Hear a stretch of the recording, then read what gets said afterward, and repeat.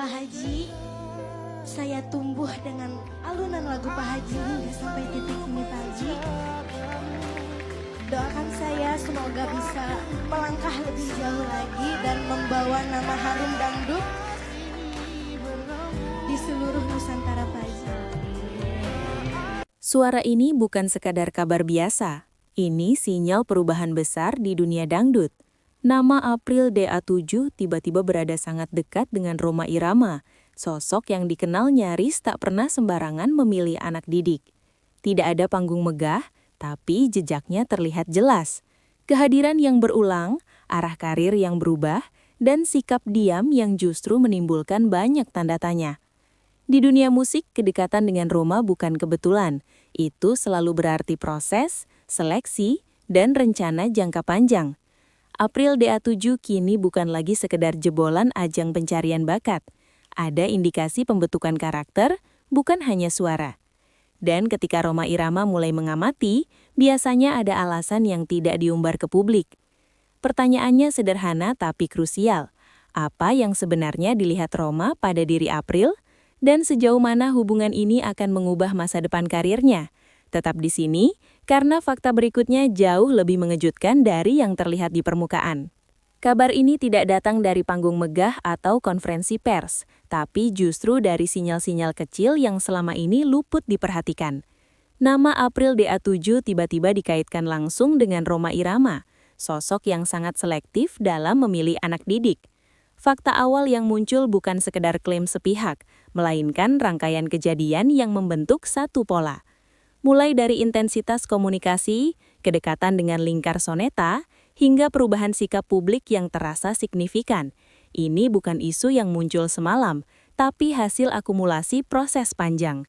Dan justru disinilah tanda-tanda penting mulai terlihat, mengarah ke babak berikutnya yang lebih sensitif. Rhoma Irama dikenal jarang mengumumkan pembinaan secara terbuka di tahap awal, dan pola ini kembali terulang. April DA7 mulai terlihat dalam beberapa momen internal yang biasanya tertutup untuk publik luas.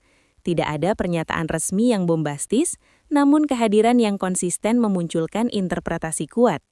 Dalam dunia dangdut, kedekatan dengan Rhoma bukan hal biasa dan hampir selalu bermakna strategis. Fakta-fakta kecil ini saling mengunci satu sama lain, membentuk dugaan yang sulit diabaikan. Tapi pertanyaannya, apa yang sebenarnya dilihat Rhoma pada diri April? Jawaban itu mulai terkuak di lapisan berikutnya. Sumber dari lingkungan musik dangdut menyebutkan adanya proses seleksi nonformal yang berjalan senyap. Rhoma Irama tidak hanya menilai suara, tapi juga sikap, visi, dan ketahanan mental. April DA7 disebut telah melewati fase pengamatan panjang, jauh sebelum isu ini ramai dibicarakan. Ini menjelaskan mengapa tidak ada pengumuman mendadak, karena keputusan sudah matang di balik layar. Pola ini konsisten dengan cara Rhoma membentuk generasi sebelumnya.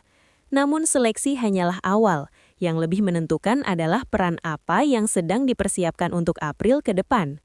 Status anak didik Rhoma Irama bukan sekedar simbol prestis, tapi juga tanggung jawab besar. Setiap nama yang berada di bawah pembinaan Rhoma otomatis membawa standar moral dan musikal tertentu. April DA7 kini berada di persimpangan penting antara popularitas instan dan jalur pembentukan jangka panjang. Beberapa pengamat menilai langkah ini sebagai strategi perlindungan karir, bukan percepatan sensasi. Ini memberi konteks baru pada perubahan arah April belakangan ini, dan perubahan itu tidak terjadi tanpa konsekuensi yang mulai terasa di respon publik. Reaksi penggemar terbelah, dan ini wajar dalam dinamika industri hiburan. Sebagian melihat ini sebagai pengakuan tertinggi atas kualitas April, sementara lainnya mempertanyakan kesiapan mental dan artistiknya. Tidak ada tudingan langsung, hanya keraguan yang muncul dari ekspektasi besar. Rhoma Irama sendiri dikenal tidak mempertahankan anak didik yang tidak mampu beradaptasi dengan disiplin ketatnya. Artinya, keputusan ini mengandung resiko bagi kedua pihak, dan justru resiko inilah yang membuat langkah ini semakin menarik untuk diikuti. Jika ditelusuri, sinyal pembinaan ini juga terlihat dari arah musikal April yang mulai berubah. Pilihan lagu, cara membawakan, hingga sikap di atas panggung menunjukkan penyesuaian tertentu. Ini bukan transformasi instan, tapi penataan ulang karakter. Dalam sejarah Soneta, fase ini selalu menjadi tahap krusial sebelum pengumuman resmi. Publik mungkin baru melihat permukaannya, tapi proses di balik layar berjalan jauh lebih dalam. Lalu sejauh mana keterlibatan langsung Roma dalam tahap ini? Beberapa indikasi menunjukkan Roma tidak sekedar memberi restu, tapi terlibat aktif dalam arahan. Meski tanpa pernyataan eksplisit, pola mentoring ini konsisten dengan pendekatan personal yang selama ini ia terapkan. April di A7 tampaknya tidak hanya dipersiapkan sebagai penyanyi, tapi sebagai figur dengan identitas kuat. Ini mengubah posisi April dari sekedar alumni ajang pencarian bakat menjadi aset jangka panjang. Namun pembinaan seperti ini selalu diiringi ekspektasi tinggi yang tidak semua orang sanggup menanggungnya. Dalam konteks industri, langkah ini bisa dibaca sebagai pergeseran strategi besar. Rhoma Irama jarang mengambil talenta dari jalur kompetisi televisi tanpa alasan kuat. Jika April benar-benar masuk dalam lingkar pembinaan, berarti ada potensi besar yang dinilai layak dikembangkan. Ini juga membuka spekulasi tentang regenerasi dangdut yang sedang disiapkan, bukan sekedar melanjutkan tapi memperbaharui. Dan disinilah publik mulai bertanya-tanya, apakah April siap memikul peran sebesar itu? Hingga saat ini belum ada klarifikasi resmi yang menutup semua spekulasi. Namun absennya bantahan justru memperkuat dugaan. Dalam dunia hiburan, diam seringkali berarti proses masih berjalan. April di A7 sendiri memilih sikap tenang, tanpa respon berlebihan, seolah memahami sensitivitas situasi. Ini bisa dibaca sebagai kedewasaan atau strategi komunikasi yang terukur. Tapi satu hal jelas, arah karirnya tidak lagi sama seperti sebelumnya. Jika benar April di A7 resmi menjadi anak didik Rhoma Irama, ini bukan akhir cerita, melainkan awal fase paling menentukan. Pembinaan ini akan menguji konsistensi, karakter, dan daya tahan di bawah sorotan publik. Tidak semua yang diberi kesempatan mampu bertahan sampai titik akhir.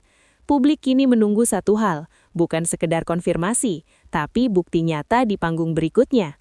Dan justru di sanalah semua pertanyaan akan mulai terjawab.